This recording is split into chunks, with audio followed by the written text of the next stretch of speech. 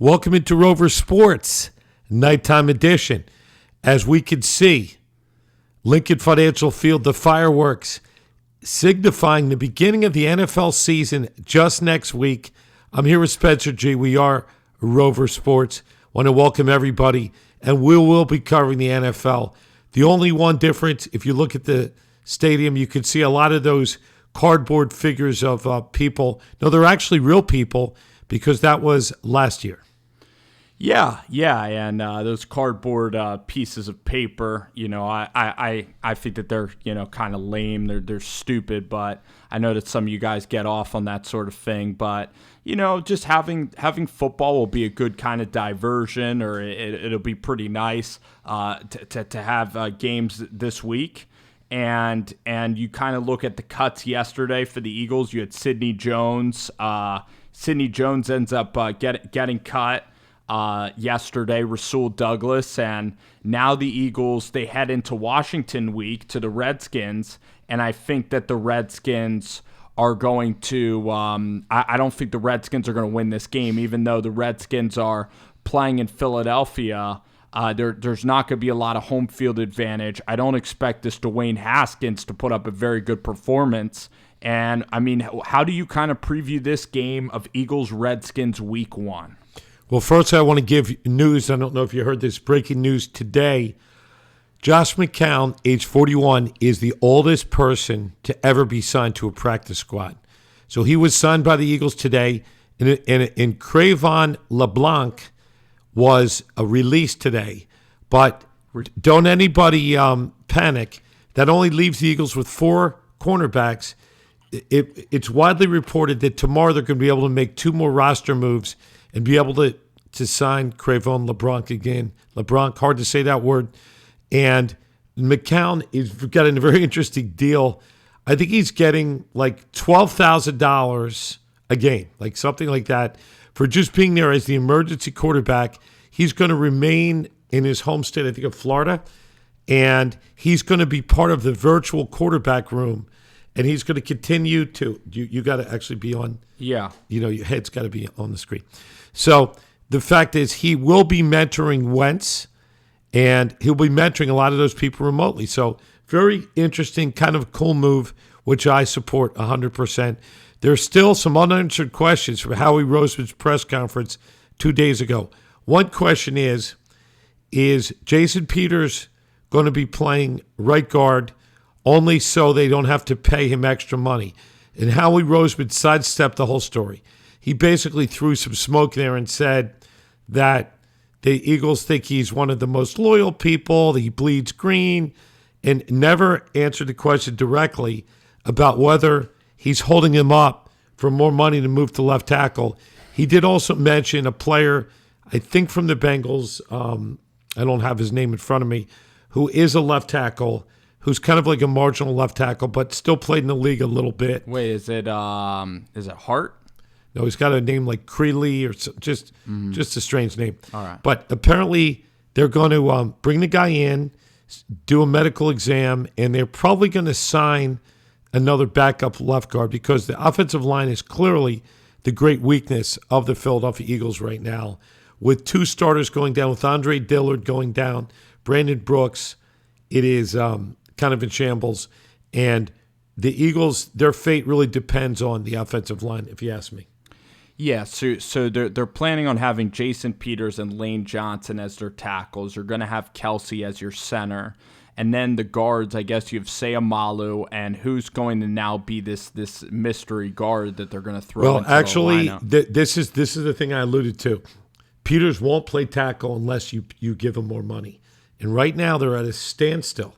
So Peters is going to play right guard. Mm-hmm. So left tackle is probably going to be the guy named Creaney somebody. The guy they brought in is probably going to be a starting left tackle, which is part of what we call dumpster fire. Matt Pryor has been poor and porous, and it's unlikely that he will start the season at left tackle because he simply can't do the job. I like the move actually by Howie because maybe Jason Peters will feel inclined to help out his teammates. I think his teammates will put pressure on him to play left tackle.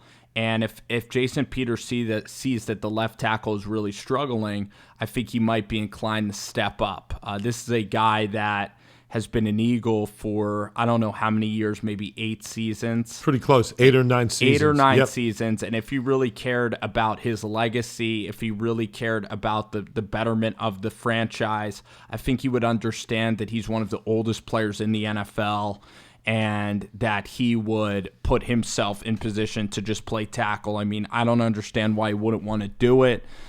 This seems sure the agent has a little bit of a role in it. This seems to be a guy that, I mean, this is natural position, so I don't know why he doesn't want to, strive to play left tackle. Now, maybe he trained himself to be a guard. He probably is.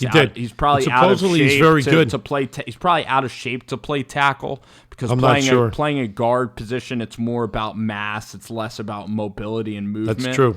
So I think that maybe it's it's very hard for Peters to then transition, but tackle's is really the toughest position to play. It's also the most well-paid position, and I think that's what his agent is bringing about.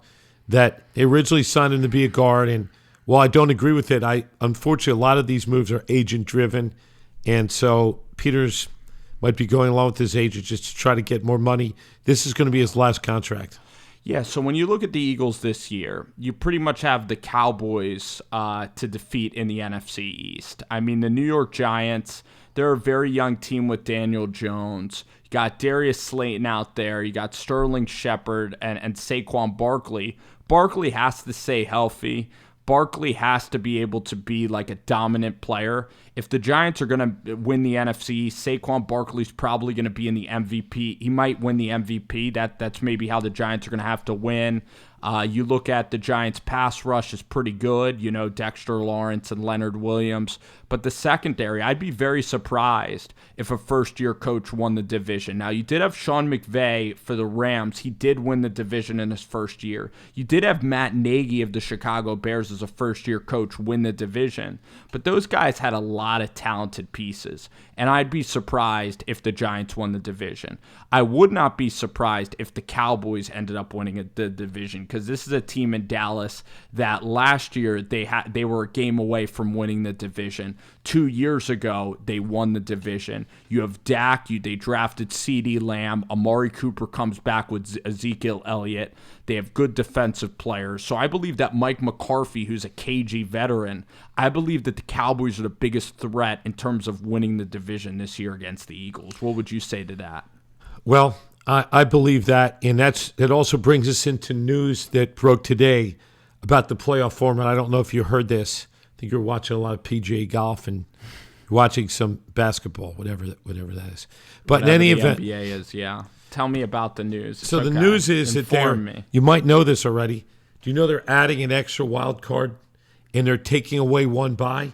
So there's only going to be one team that's going to have a bye in the playoffs, and they're adding another wild card team. Yeah, I think that's Bush League. I mean, I heard about it. But they actually, but it is. I think it's Bush League because you're going to have teams now at 8-8 that are making the playoffs, and now making the playoffs. Now every team that can functionally walk and breathe are going to be in the postseason.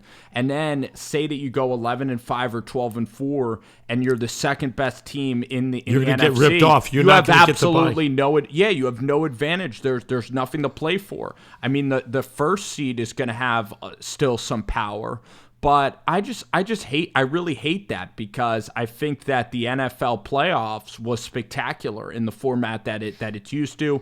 This is going to make more money because now on Wild Card Weekend you're adding 6 playoff games, so now you're going to have adding another game. So the team that normally would have a bye is going to have to play the extra wild card team. You're actually adding 2 playoff games because there used to be only 4 playoff games, and now there's going to be 6 playoff games on that opening Saturday and Sunday. You're now going to have games at 1 o'clock. You're going to have a playoff game at 1 o'clock on a Saturday in a weird market. So you're also rewarding a team that might have a terrible regular season, like going 7-9, but they're going to have an opportunity to win a playoff game, and that just doesn't sit very well with me. I wish they could go back on that personally. I wish that they could. I think it sucks. I really do. And well, the one thing we're in Philly, we're Rover Sports, and the one thing that that Philly fans and Eagles fans like, and probably Cowboys fans, they like the extra wild card because it's likely now that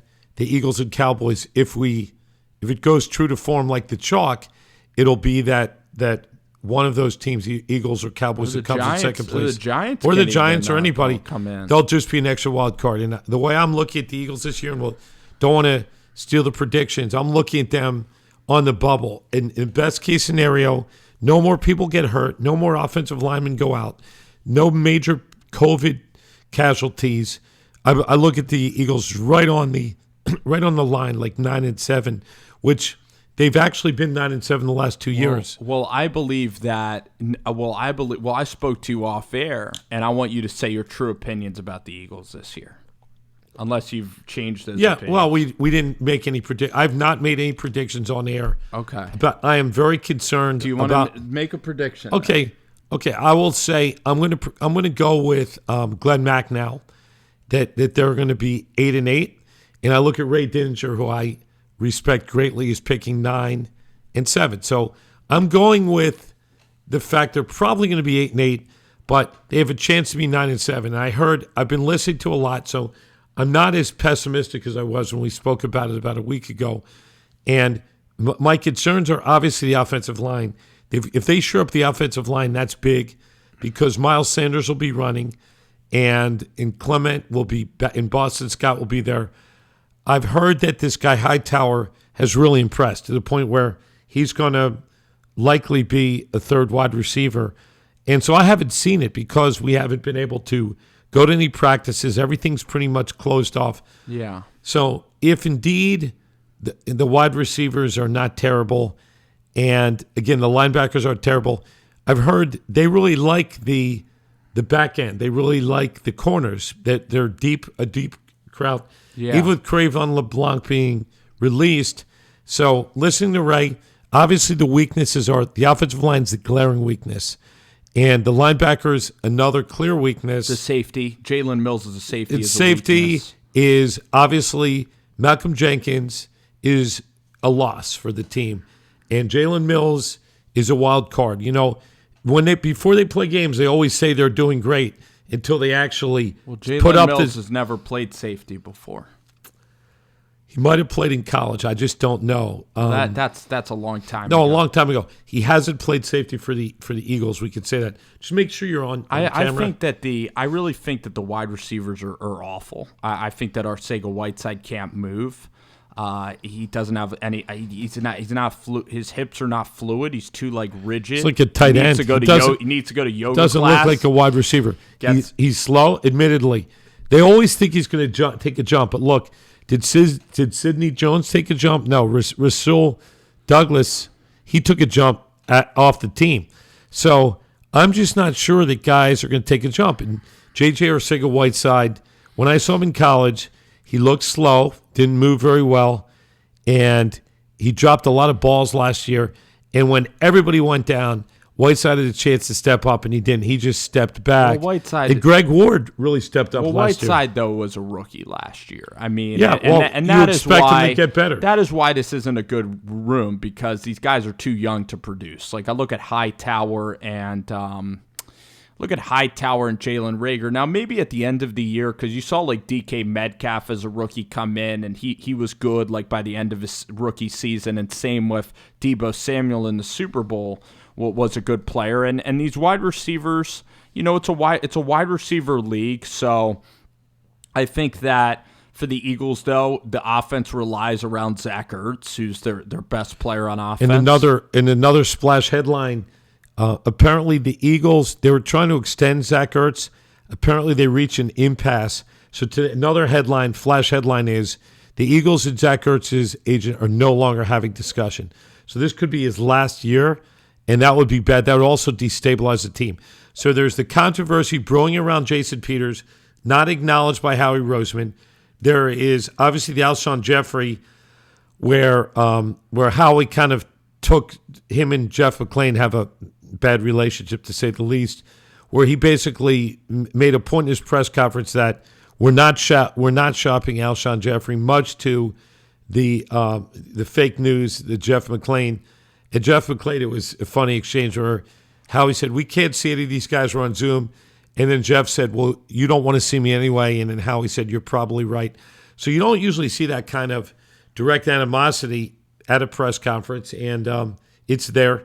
And what Howie did not address was the Jason Peters situation, whether indeed he's holding out and he's refusing to play left tackle. That destabilizes him. Alshon Jeffrey was the source, apparently, of the anti-Wentz, all the dialogue last year, and he's still on the team because he still has a Liz Frank injury. You can't cut a guy when he's injured. So he might just milk it, and it's just there's a lot of – it's just not a team of unity as far as I can tell. No, it's not a talented team at all. You know, you have Derek so Barnett. So many young guys. There's Derek Barnett. Not a lot of good still got players. Vinny Curry. And you still got Brandon Graham's another year older, Fletcher Cox another year older. Yep. And basically the receivers are not good. The running backs are average. The linebackers are bad. The pass rush is below average, and the secondary is just average. So yeah. So how does that translate it? So again, we've got to take off our homer mask, and we have to be realistic. And that's why I'm saying 8-8. You know, I wouldn't want to see Jalen Hurts get in the game. Like, I don't even want to see Jalen Hurts come in for any package plays against the Redskins because Jalen Hurts is a backup quarterback, and I'm not I don't believe in a musical chairs quarterbacking club where you have Carson Wentz lined up as a receiver or he goes to the sideline. Because as a quarterback, I believe that you need to get a rhythm. And you saw this with Mark Sanchez and Tim Tebow when it was musical chairs and Tebow would come into the game. It's very destabilizing. And for a quarterback, I think that you need to get in a rhythm of feeling the ball in every play. And Carson Wentz, I think that he really led the Eagles to that division title last year. And this is a guy that I believe can be like a top 10 guy in the NFL. And I still don't understand why Jalen Hurts was selected as at the second round. And I think that it is destabilizing for Carson Wentz. And all these reports, when Carson misses a day, it's like Jalen Hurts now does really well. And there's a segment of a fan base. There's always going to be a segment of the fan base. The backup's always going to be the most popular guy in the locker room. I was going to say that. You took that right out of my mouth. And I just think that it's creating a lot of chaos where there didn't need to be any chaos. I think your backup quarterback, I think Mccown is a perfect backup because he's so old that nobody's going to gravitate towards playing him over Wentz. And people will criticize. They still have Sudfeld. You know that? People they have Sudfeld and obviously Jalen Hurts. So people will criticize, and I think the Eagles should have signed Ryan Connolly that the Giants let go of, who's a good linebacker. But people are going to criticize that the backup quarterback should be very good. But I think there's a reason Josh Rosen didn't get signed, and it's because he's too high profile. You don't want to stack your roster. You always say this. One of the Spencer Grosiker rule number one is the backup quarterback should be invisible. Should have a bled personality. Yes, he shouldn't have a personality. Seen, not heard. He shouldn't be in a hot tub time machine in UCLA. A la Josh Rosen, who is a flamboyant, opinionated guy. Yep. And I think that behind the scenes, basically Arizona had problems with him, his personality. And he was just released. Why was he released? Because nobody else wanted him. And so when you've got a guy who's on his third, he's talented. He's got physical talent. He's slow, but he has a great arm, and he's very accurate. So when you have a guy who's on his third team in 3 years and currently is not on a roster, it's not because of lack of physical talent. It has something to do with his work ethic, his ability to grasp a new system. Just being annoying is a good reason not to get re-signed. I don't know about that. I'm just speculating. Because you have Brian Flores, who's just like an old school coach, and I'd like to see Tua start at the quarterback. I don't know when Tua can actually play. I would love to see Tua. You never really know. They said he's fully healthy, but when the agents are always going to say that. Do you think he's going to start the season at the quarterback? I think Fitzpatrick is going to be the quarterback. Mm-hmm. They're going to work him in. And Tua had really bad injury, 3 consecutive years of getting hurt, and I don't think they should rush him in. Especially when you're on the Dolphins, which is a team that's rebuilding.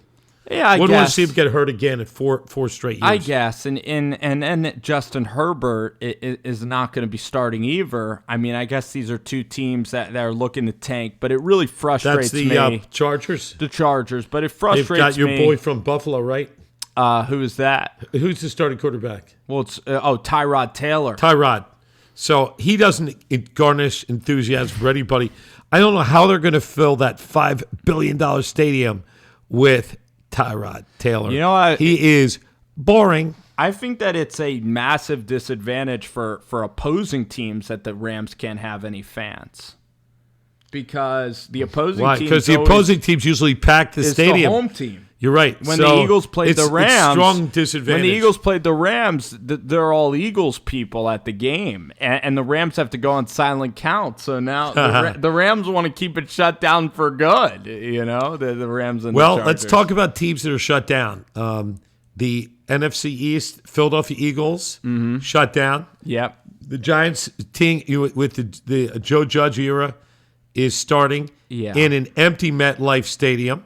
Which, I mean, Monday night, and you can't even go to see the game. Are the Cowboys hosting a home game next week? They're not. They're going to the Rams. Go to the Rams. But the Rams are not hosting. I don't think they're hosting anybody. I'm sure the Rams are not. I'm sure the Redskins are not hosting. Are they? I don't think that the Redskins are.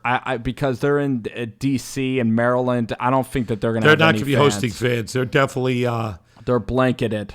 Literally. And then I think that the Atlanta Falcons actually will have fans. I look at the Carolina Panthers. You might get a little bit of fans there. The Tampa Bay, they didn't want to have any fans, but the Miami Dolphins will be having fans. We might. It's possible we could be in Florida for week 2.